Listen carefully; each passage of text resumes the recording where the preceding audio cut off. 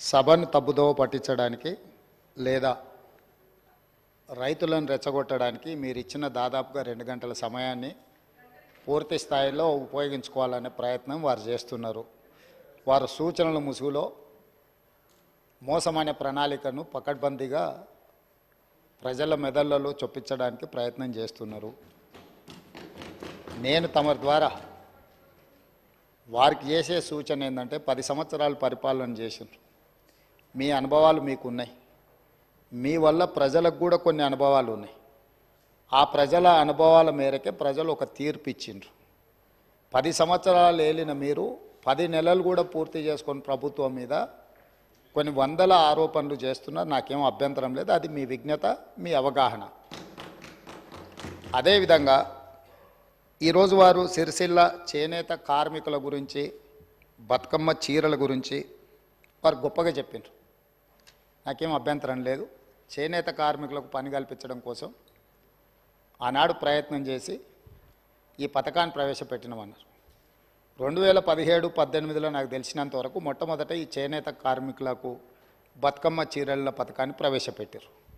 నేను సూటిగా వారిని అడుగుతున్న ఒకటే మాట, అక్కడ ఇక్కడ డొంక తిరుగుడు కాకుండా మీరు ఈ పథకాన్ని ప్రారంభించిన సంవత్సరం మీరు సిరిసిల్లలో నేత కార్మికులకు పనిచ్చి బతుకమ్మ చీరలు తీసుకొచ్చి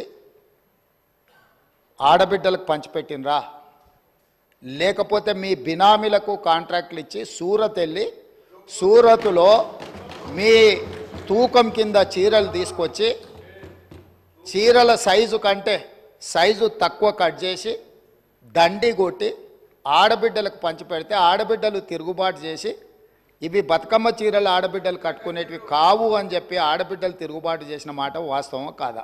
తమరి ద్వారా వారిని నేను ఏమడగదలుచుకున్నా అంటే ఒకటే మాట, స్ట్రైట్గా సమాధానం. మీరు పథకం ప్రారంభించిన రోజు పేదలకు ఇచ్చిన చీరలు సిరిసిల్ల చేనేత కార్మికులు నేసినాయా? సూరత్కి వెళ్ళి కిలోల కింద తూకంలో కొనుక్కొచ్చి కమిషన్లు కొట్టి పేదలను మోసం చేసిండ్రా లేదా వారు చెప్పాలి. నెంబర్ 1 అధ్యక్ష. నెంబర్ 2, వారు అధికారం కోల్పోయేటప్పటికి మీరు అదే సిరిసిల్ల చేనేత కార్మికులకు 275 కోట్ల రూపాయలు బతుకమ్మ చీరల బకాయిలు పెడితే మా ప్రభుత్వం వచ్చిన తర్వాత మా మంత్రి పొన్నం ప్రభాకర్ గారు, మా ఆది శ్రీనివాస్ గారు వస్తే 100 కోట్ల రూపాయల బకాయిలు విడుదల చేసింది నేనా కాదా? ఓసారి రికార్డులు చూసుకోవాలి అధ్యక్ష. అదేవిధంగా ఎయిర్పోర్టుకు మెట్రో రైల్ గురించి చాలా విషయాలు వారు మాట్లాడినరు. దాన్ని మళ్ళా ఇంకొక సందర్భంలో నేను వివరంగా చెప్తాను దాని మీద. కానీ వారిని నేను అడిగే ప్రశ్న, ఎంఎంటీఎస్ శంషాబాద్ దగ్గర ఉమ్నాబాద్ వరకు ఎంఎంటీఎస్ వచ్చింది. కేంద్ర ప్రభుత్వము ఎంఎంటీఎస్ను ఎయిర్పోర్టు లోపలికి అనుమతించండి, ఈ 2.5 కిలోమీటర్లు ఎంఎంటీఎస్ను ఎయిర్పోర్ట్లోకి అనుమతిస్తే సామాన్యమైన పేదలకు రవాణా సౌకర్యం ఏర్పడుతుంది. హైదరాబాద్ మహానగరాన్ని నుంచి అంతర్జాతీయ ఎయిర్పోర్ట్కు ఎంఎంటీఎస్ ఏర్పాటు చేస్తామని కేంద్ర ప్రభుత్వం దాదాపుగా 7 సంవత్సరాలు 2.5 కిలోమీటర్లు భూమి ఆ ఎంఎంటీఎస్ నిర్మించడానికి అడిగితే మేము ఇవ్వము, ఈ పథకమే అక్కర్లేదు అని ఎంఏయుడి మినిస్టర్గా ముఖ్యమంత్రిగా చంద్రశేఖరరావు గారు, తారక రామారావు గారు కేంద్ర ప్రభుత్వం అతి తక్కువ ఖర్చుతో అంతర్జాతీయ ఎయిర్పోర్ట్కు ఎంఎంటీఎస్ నిర్మిస్తామంటే వద్దని తిరస్కరించిన మాట వాస్తవమా కాదా?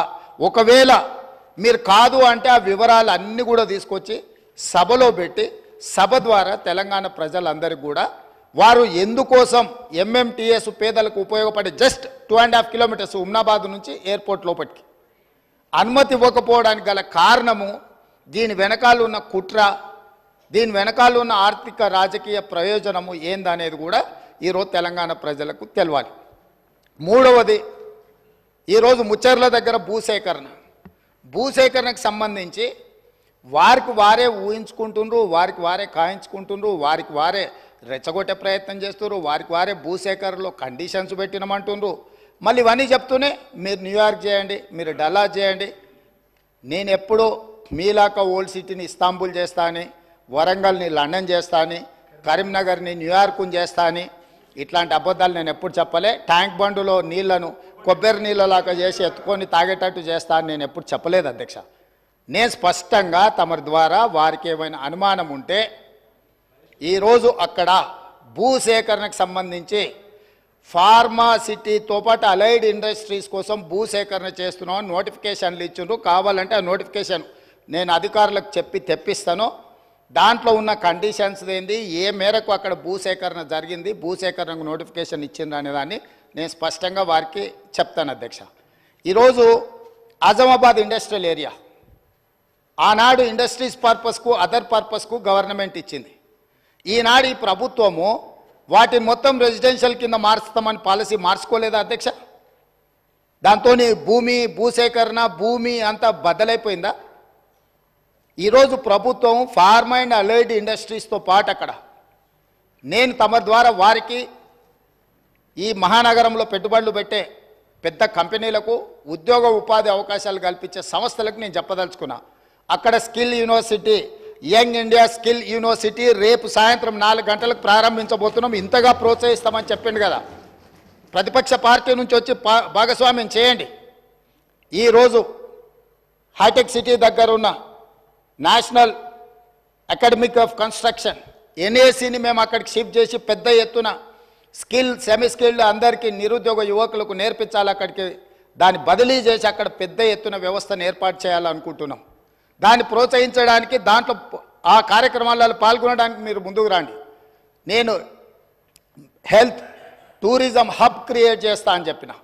స్పోర్ట్స్ యూనివర్సిటీస్ ఈరోజు యువకులు గంజాయి అని డ్రగ్స్ అని ఉద్యోగ ఉపాధి అవకాశాలు దొరకక వ్యసనాలకు లోనయ్యి తప్పుదోవ పడుతున్నారు. కాబట్టి తెలంగాణ సమాజంలో ఉన్న లక్షలాది మంది నిరుద్యోగ యువకులకు ఒక సాంకేతిక నైపుణ్యం నేర్పించి ఈ రాష్ట్రం ఈ దేశంలోనే కాదు మిడిల్ ఈస్ట్ కంట్రీస్ నుంచి వివిధ దేశాలకు వెళ్ళి ఉద్యోగ ఉపాధి అవకాశాలు పొందాలి అని చెప్పి అక్కడ స్కిల్ యూనివర్సిటీతో పాటు ఇతర దానికి సంబంధించిన నైపుణ్యం కలిగిన విద్యా అవకాశాలు కల్పించే యూనివర్సిటీలకు నేను అక్కడ అవకాశం ఇస్తానని చెప్పిన అధ్యక్ష. అదేవిధంగా హెల్త్ టూరిజం ఈరోజు మిడిల్ ఈస్ట్ కంట్రీస్ నుంచి ఇతర దేశాల నుంచి ఆయా దేశాలలో వైద్య పరిస్థితులు లేక అక్కడ వసతులు లేక ఈరోజు భారతదేశంలో ముఖ్యంగా హెల్త్ సిటీగా డెవలప్ అయిన హైదరాబాద్కి వేలాది మంది ఇక్కడికి రావాలనుకుంటున్నారు అధ్యక్ష. ఈరోజు ఇక్కడ ఉన్న అంతర్జాతీయ ఎయిర్పోర్ట్ నుంచి బంగ్లాదేశ్కో మిడిల్ ఈస్ట్ కంట్రీస్కి డైరెక్ట్ ఫ్లైట్ ఉంటే ప్రతిరోజు వేలాది మంది ఈరోజు ఇక్కడికి వచ్చి వైద్యం పొందాలి అని వస్తున్నారు అధ్యక్ష. అందుకోసం నేను హెల్త్ టూరిజం హబ్ను తయారు చేసి అక్కడ ఒక 1000 ఎకరాల ప్రపంచ స్థాయి వైద్య సౌకర్యాలను ఏర్పాటు చేసే సంస్థలను పిలిచి ఇక్కడ హైదరాబాద్ నగరంలో ఉన్న పెద్ద పెద్ద కార్పొరేట్ ఆసుపత్రులతో పాటు పేదలకు అతి తక్కువ ధరతో వైద్యాన్ని అందించడానికి అన్ని రకాలుగా ఎన్నెన్ని డిసీజులు ఉన్నాయో వాటన్నిటి కూడా స్పెషలైజ్డ్ హాస్పిటల్స్ ఏర్పాటు చేయాలని అక్కడ మేము నిర్ణయం తీసుకున్నాం అధ్యక్ష. అదేవిధంగా స్పోర్ట్స్ అండ్ గేమ్స్ చిన్న చిన్న దేశాలు ఒలింపిక్స్ లాంటి పోటీలలో వాళ్ళు ఎన్నో పథకాలు తీసుకెళ్తారు. 140 కోట్ల జనాభా ఉన్న భారతదేశము కాంస్య పథకం వస్తే కూడా దేశమంతా 100 కోట్ల మంది చప్పట్లు కొట్టే పరిస్థితి వచ్చింది అధ్యక్ష. ఎందుకు అధ్యక్ష?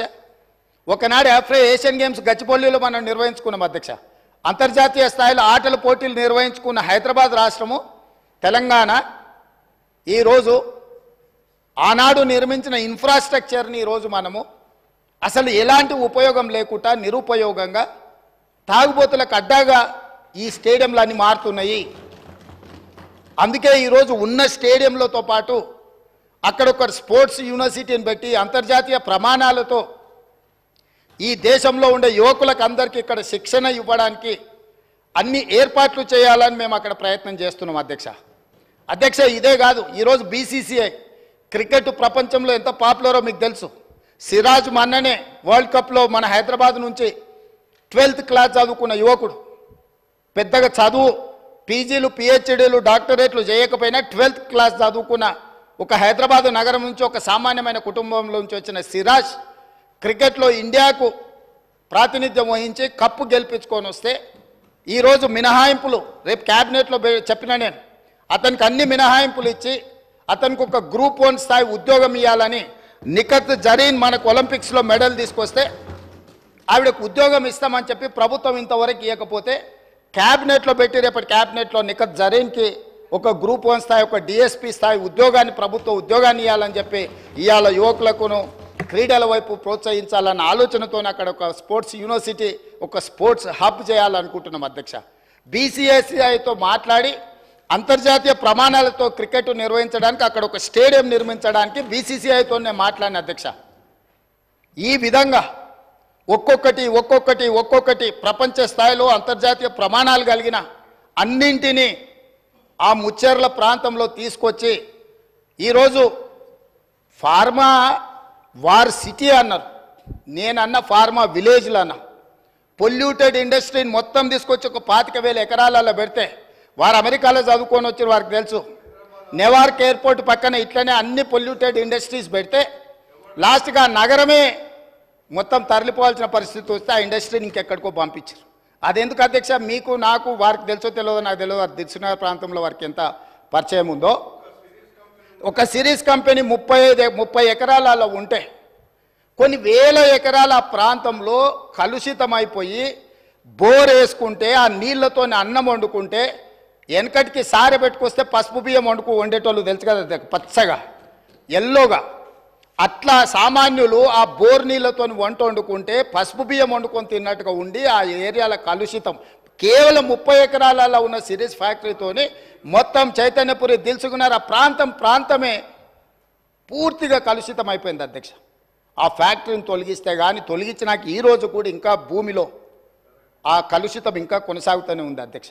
అందుకే నేను ఆ ఏరియాలో ఇట్లాంటి పొల్యూటెడ్ ఇండస్ట్రీ కాకుండా జినోమ్ వ్యాలీలో ఏదైతే ఫార్మా రిలేటెడ్ ఇండస్ట్రీస్ ఉన్నాయో, ఫార్ములేషన్స్ అంటే ట్యాబ్లెట్స్ చేసేటి ఉన్నాయో, R&D ఉందో, రీసెర్చ్ అండ్ డెవలప్మెంట్, ఇప్పుడు IDPL బంద్ అయిపోయింది అధ్యక్ష. ఇట్లాంటివన్నిటిని కూడా అక్కడ ఒక 4,000 ఎకరాలలో ఒక అద్భుతంగా ప్రపంచానికి ఇవాళ వ్యాక్సిన్, కోవిడ్ వ్యాక్సిన్ ఎవరు తయారు చేసిండ్రు అధ్యక్ష? ప్రపంచంలో 4 వ్యాక్సిన్లు ఉంటే 3 వ్యాక్సిన్లు మనం తయారు చేసినాం అధ్యక్ష. భారతదేశంలో 4 వ్యాక్సిన్లు వస్తే 3 మన దగ్గర ఉన్నాయి, ఒకటి పూణే నుంచి వచ్చింది. సో ఈరోజు ఫార్మాకి మనం అధ్యక్ష. అదేవిధంగా మా మిత్రుడు శ్రీధర్ బాబు గారు ఉన్నారు. ఇవాళ ఆర్టిఫిషియల్ ఇంటెలిజెన్స్ ఈరోజు ప్రపంచాన్నే ఏలుతుంది. ఈరోజు ఏం కావాలన్నా అద్భుతాలు సృష్టిస్తుంది. ఆర్టిఫిషియల్ ఇంటెలిజెన్స్ ఈరోజు అగ్రికల్చర్కి అగ్రికల్చర్ కూడా మొత్తం దాన్ని అనుసంధానం చేసి ఇతర వృత్తులకు అనుసంధానం చేసి ఈరోజు ప్రపంచం అంతా ఐటీ రంగం నుంచి ఆర్టిఫిషియల్ ఇంటెలిజెన్స్ అటువైపు వెళ్తున్నది అధ్యక్ష. అక్కడ 200 ఎకరాల ఒక ఆర్టిఫిషియల్ ఇంటెలిజెన్స్ హబ్ను పెట్టి ప్రపంచ స్థాయిలో పేరుగాంచిన సంస్థలను అక్కడ తీసుకొచ్చి అక్కడ ఏర్పాటు చేయాలని మేము ప్రయత్నం చేస్తున్నాం అధ్యక్ష. రోజుకు 18 గంటల అధికారులను సమన్వయం చేసుకుంటూ ప్రపంచంలో ఉన్న ప్రతి ఒక్కరిని మేము సంప్రదిస్తూ ముందుకెళ్తున్నాం. ఈ ఆర్టిఫిషియల్ ఇంటెలిజెన్స్ గురించి మేము చర్చించుకునేటప్పుడు ఏదో ప్రశ్న వచ్చింది, ఆర్టిఫిషియల్ ఇంటెలిజెన్స్కు కేటీఆర్కు పోలికేంది అని ఎవరో ఇట్లా వాళ్ళు మాట్లాడుతా ఏదో అడిగినారు అధ్యక్ష మా మంత్రి గారికి. అంటే ఒక ఆయన సమాధానం చెప్పిండు, ఆర్టిఫిషియల్ ఇంటెలిజెన్స్లో కేటీఆర్ గారు 100% ఆర్టిఫిషియల్, 0 ఇంటెలిజెన్స్ అని చెప్పిండ్రు అధ్యక్ష. సో ప్రభుత్వం చేస్తున్న పనులను మీరు ఎప్పుడైనా మీరు అడగొచ్చు, మీరు చెప్పొచ్చు, మీరు ప్రభుత్వం చేస్తున్న పనులను వివరాలు తెలుసుకోవచ్చు. ప్రతిపక్షం చెప్పడానికి మాకేం అభ్యంతరం లేదు. కాబట్టి ఇవాళ ఆ ప్రాంతాన్ని ఒక అద్భుతమైన నగరంగా వారు ఏదైతే మెట్రో రైల్ గురించి చెప్పినరో నేను ఇప్పుడు మళ్ళీ కూడా చెప్తున్నా అధ్యక్ష, అంతర్జాతీయ ఎయిర్పోర్టు నుంచి ముచ్చర్లలో ఈరోజు నిర్మించబోయే 4th సిటీ అధ్యక్ష, హైదరాబాద్, సికింద్రాబాద్ సిటీ, సైబరాబాద్ సిటీ, ఇప్పుడు ముచ్చర్లలో 4th సిటీని మేము ఈరోజు ఎస్టాబ్లిష్ చేయబోతున్నాము. ఆ 4th సిటీనే అవర్ ఫ్యూచర్ సిటీ అధ్యక్ష. ఈ Hyderabad city, Secunderabad city, Cyberabad city is equal to 4th city. 4th సిటీనే అవర్ ఫ్యూచర్ సిటీ అధ్యక్ష. ఇవాళ అంతర్జాతీయ ఎయిర్పోర్ట్ వరకు మెట్రో తేవడమే కాదు, అంతర్జాతీయ ఎయిర్పోర్టు నుంచి ముచ్చర్లలో నిర్మించబోయే ఒక గొప్ప నగరానికి మెట్రో రైల్ రవాణా సౌకర్యాన్ని కూడా ఏర్పాటు చేసి ప్రపంచమంతా ఎక్కడ పెట్టుబడులు పెట్టాలి అని అంటే అక్కడికి వచ్చి పెట్టుబడులు పెట్టాలి.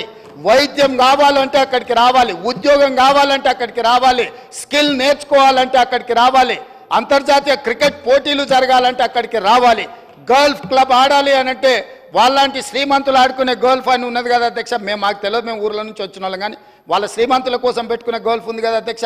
దానికి కూడా పెద్దలు సురేందర్ రెడ్డి గారిని పిలిచి మాట్లాడి మీ నేతృత్వంలో ఓ 200 ఎకరాలు అక్కడ ఇస్తాము, ఈ అంతర్జాతీయ పెట్టుబడులకి ఇవన్నీ కూడా ప్రామాణికంగా ఈరోజు చర్చిస్తున్నారు, మీరు గల్ఫ్ క్లబ్ కూడా అక్కడ డెవలప్ చేయండి అని పెద్దలు సురేందర్ రెడ్డి గారిని. ఎందుకంటే Hyderabad golf club, Hyderabad race club, ఇట్లాంటి గొప్ప గొప్ప వాటిని వారు ప్రారంభించి వారు అద్భుతంగా ముందుకు తీసుకెళ్ళిండ్రు, వాటిని సక్సెస్ చేసిండ్రు. వారి అనుభవం మన రాష్ట్రం ఉపయోగించుకోవాలని చెప్పి ఈరోజు అక్కడ గల్ఫ్ క్లబ్ కూడా మనము ప్రణాళికలు చేస్తున్నాం అధ్యక్ష. ఇవన్నీ 7 నెలల్లోనే మేము ఏమీ చేయలేదన్నట్టుగా, పూర్తిగా వైఫల్యం చెందినాం అన్నట్టుగా ఏంటి అధ్యక్ష ఇది? మీ 10 ఏళ్ళ అనుభవం, మీ విదేశాలలో చదువుకున్న పరిజ్ఞానం తెలంగాణ ప్రజలకు ఉపయోగించండి. ఎంతసేపు ఉన్న రాజకీయ ప్రయోజనమేనా? రాజకీయ ప్రయోజనం తప్ప ఇంకేం లేదా? ఇప్పుడు ఎన్నికలు కూడా లేవు. నేను మిత్రుడికి చెప్తున్నా, ఎన్నికలు అయిపోయినాయి, అసెంబ్లీ అయిపోయింది, పార్లమెంట్ అయిపోయింది, ప్రజలు ఒక తీర్పు ఇచ్చిండ్రు. ప్రజలకు ఇప్పుడు మనం తిరిగి ప్రతిపక్షంలో మీరు పోషించాల్సిన పాత్ర మీరు పోషించండి, పాలకపక్షంలో మేము చేయాల్సిన నిర్ణయాలు మేము చేస్తాము, మాకు పాలసీ లేదు, పాలసీలు తేలేదు అంటారు. ఇంతవరకు 10 ఏళ్ళు ఉన్నారు, మీరు ఎనర్జీ పాలసీ తెచ్చిండ్రా? టూరిజం పాలసీ తెచ్చిండ్రా? డెవలప్మెంట్ పాలసీ తీసుకొచ్చిండ్రా? అగ్రికల్చర్ పాలసీ తీసుకొచ్చిండ్రా? ఏదైనా ఒక పాలసీ ఇప్పటి వరకు 10 సంవత్సరాలలో మీరు తీసుకొచ్చిన ఒక పాలసీ చెప్పండి. అదొక్కటి మాత్రం వచ్చింది. ఇంకా నేను అనదలుచుకోలేదు, అంత లోతుకు వెళ్ళదలుచుకోలేదు, ఎందుకంటే అనవసరమైన విషయాలు సభలో మనం ఎక్కువ చర్చించడం వల్ల ఉపయోగం లేదు. కాబట్టి అధ్యక్ష, వారికి ఓపిక ఉండాలి, సహనం ఉండాలి. అనుకోకుండా అవకాశం వచ్చింది, 10 సంవత్సరాలు మంత్రిగా కొనసాగిండ్రు, సంతోషపడుండ్రి. తెలంగాణ సమాజం ఇంత ఇచ్చింది మీకు. వారు ఒక అలిశెట్టి ప్రభాకర్ గారి గురించి వారి కోట్ చేసినట్టు ఉన్నారు, నేను వస్తా విన్నాను అధ్యక్ష. సేమ్ అదే అలిశెట్టి ప్రభాకర్ గారు కూడా ఒక మాట చెప్పిండ్రు అధ్యక్ష. అది చెప్పి నేను మళ్ళా దీని మీద వివరణ ఇచ్చినప్పుడు మిగతా డీటెయిల్ చెప్తా. అదే అలిశెట్టి ప్రభాకర్ గారు ఇంకొక మాట కూడా చెప్పిండ్రు అధ్యక్ష. ఒక అడవిలో గుంటనక్కనట ప్రమాణ స్వీకారం చేసిందట, ఇక ముందు మిమ్మల్ని ఎవరిని మోసగించనని. అడవిలో గుంటనక్క ప్రమాణ స్వీకారం, మిమ్మల్ని ఎవరిని మోసగించనని చేస్తే గుంటనక్కని ఎవరన్నా నమ్ముతారా అధ్యక్ష? 10 సంవత్సరాలు ఏలి ప్రజల్ని మోసం చేసి ఇవాళ వారు అక్కడ కూర్చొని ఈ ప్రభుత్వం ఏం చేయట్లేదు, ఈ ప్రభుత్వం తెలంగాణ సమాజాన్ని మోసం చేసింది అన్నట్టుగా మాట్లాడితే నమ్మడానికి ఎవరు సిద్ధంగా లేరు అధ్యక్ష. అదే అలిశెట్టి ప్రభాకర్, కరీంనగర్ బిడ్డ, సిరిసిల్లనే అనుకుంటా పొన్నం ప్రభాకర్ గారు చెప్పాలి, జగిత్యాల, వారు చెప్పిందే కూడా మన కళ్ళ ముందర ఉంది అధ్యక్ష. కాబట్టి దయచేసి తారక రామారావు గారికి నా సూచన ఒక్కటే, సరే పెద్దలు వారు రాలేదు, వారి అనుభవంతో మాకేమైనా సూచనలు ఇస్తారని ఎదురు చూసిన, చీల్చి చెండాడుతా అని అంటే ఎందుకైనా మంచిదని బుల్లెట్ ప్రూఫ్ జాకెట్ కూడా తోడుకొని వచ్చినాం అధ్యక్ష. మా వెంకటరెడ్డి గారు అయితే 10 గంటలకు అసెంబ్లీ అని అంటే 9:30కే వచ్చి కూర్చున్నాడు, అదేందో చూద్దామని చెప్పి. ఒక సినిమాలో మీకు తెలుసు కదా అధ్యక్ష, నేను ఊరు బయట ఉన్న కొండను ఎత్తుతా మీరు రాండి అని సవాల్ ఇస్తుండే ఒక ఆయన. ఊరంతా వచ్చిందారే ఎట్లెత్తుతాడో చూద్దామని. ఇంకా పేల్వాన్ కూడా కొండ దగ్గరకు వచ్చిండు, వచ్చి మొత్తం జబ్బలు జరుచుకొని తొడలు కొట్టుకొని చెప్పిండట, మీరు అందరు కలిసి ఎత్తి నా మీద పెట్టుండి మోసి చూపిస్తా అని. గట్లనే ఉంది అధ్యక్ష వాళ్ళ చీల్చి చెండాడు కూడా. కాబట్టి దయచేసి ఇప్పటికైనా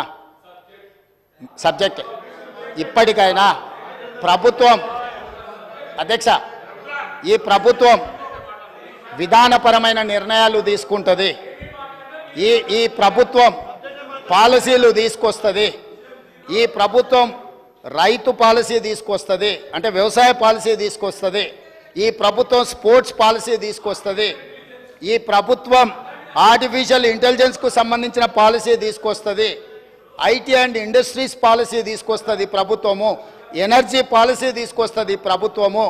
మేము తీసుకొచ్చే పాలసీలల్లా మీరు సలహాలు సూచనలు ఇవ్వండి. ధరణి మీద కూడా మేము పాలసీ తీసుకొస్తాం. ఇవాళ రేపు మా రెవెన్యూ శాఖ మంత్రి గారు ఇప్పటి వరకు చేసిన ఎక్సర్సైజ్ అంతా ధరణి రిలేటెడ్ కూడా, దానికి సంబంధించి ఏమేమి విషయాలు పాలసీ మేము తీసుకురావాలనుకుంటున్నాం తప్పకుండా మా మంత్రి గారు చెప్తారు. వారు కూడా ఏమైనా సలహాలు సూచనల అనుభవం ఉంటే వారిని ఉపయోగించాల్సిందిగా 2 గంటలు తీసుకున్నారు అధ్యక్ష. 2 గంటల సరిగ్గా 2 గంటలు మాట్లాడినారు. 2 గంటలల్లా ప్రతి విషయం రాజకీయ కోణంలో విషం జిమ్ముడు తప్ప రాష్ట్ర ప్రయోజనాల కోసం వారు ఏమైనా సూచన చేసిండ్రా? ఇట్లా ఉంటే ప్రజలు అక్కడ కూడా ఉండనియరు అధ్యక్ష. కాబట్టి ఇప్పటికైనా ఏమైనా సూచనలు చేస్తే తప్పకుండా, ఎందుకనంటే వాళ్ళు 10 ఇయర్స్ ప్రభుత్వంలో ఉన్నారు. తెలంగాణ స్థితిగతులు ఆర్థిక వనరులు వాళ్ళకి తెలుసు కాబట్టి డెఫినెట్గా వాళ్ళ ఎక్స్పీరియన్స్ నుంచి రాష్ట్రానికి ఏదైనా ప్రయోజనం ఉంటే డెఫినెట్గా తీసుకుంటాము. చివరిగా ఒకటే ఉదాహరణ, 95 నుంచి 2004 వరకు చంద్రబాబు నాయుడు గారు కొన్ని విధానాలు తీసుకొచ్చిండు. 2004లో కాంగ్రెస్ పార్టీ అధికారంలోకి వచ్చిన తర్వాత చంద్రబాబు నాయుడు గారి మీద కోపంతోనో ఇంకొకరి మీద కోపంతోనో ఆ విధానాలను మార్చలేదు అధ్యక్ష. వాటిని ఇంకా పెంపొందించి విస్తరించి ప్రణాళికబద్ధంగా దాని మీద మెరుగైన విధానాలు తీసుకొచ్చి అభివృద్ధి చేసింది కాబట్టి హైదరాబాద్కు మెట్రో వచ్చింది, హైదరాబాద్కు ఔటర్ రింగ్ రోడ్ వచ్చింది, హైదరాబాద్కి అంతర్జాతీయ ఎయిర్పోర్ట్ వచ్చింది, హైదరాబాద్కి ఐటీ కంపెనీలు వచ్చినాయి, హైదరాబాద్కు ఫార్మా కంపెనీలు వచ్చినాయి, హైదరాబాద్కి గోదావరి జలాలు వచ్చినాయి, హైదరాబాద్కి కృష్ణా జలాలు వచ్చినాయి అధ్యక్ష. వాళ్ళు నిజంగానే ఉపయోగపడే పాలసీ ఏదైనా తెస్తే కొనసాగించడానికి అభ్యంతరం లేదు. మేము తెచ్చిన పాలసీల మీద వారేమైనా సూచన చేస్తే సహేతుకమైన సూచనలు సలహాలు తీసుకోవడానికి కూడా మా ప్రభుత్వానికి ఎలాంటి అభ్యంతరం లేదని తమ ద్వారా ప్రతిపక్ష నాయకులకు నేను చెప్పదలుచుకున్నా అధ్యక్ష.